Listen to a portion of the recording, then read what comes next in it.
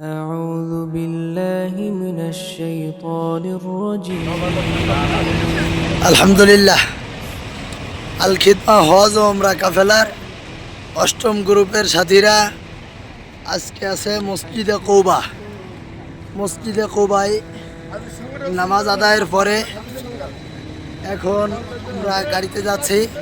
আমাদের 51 জন হাজিদেরকে নিয়ে আমরা আল খিদমা হজ উমরা কাফেলার পক্ষ থেকে আমরা সফর করতেছি। এই সফরে আমাদের হারুন ভাই, আমাদের এই যে পদ্মপুকুর বাড়ি, তো যাই হোক, এই কাফেলা আমরা আজকে কুবা মসজিদে আসছি।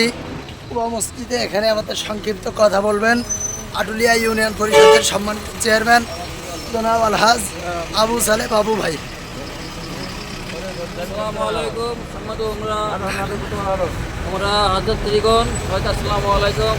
আমরা আজকে প্রথম কুয়া মসজিদে আসছি। মুসলিমের প্রথম নির্মাণ করা মসজিদ। আমরা এখানে 2 রাকাত নফল নামাজ পড়েছি।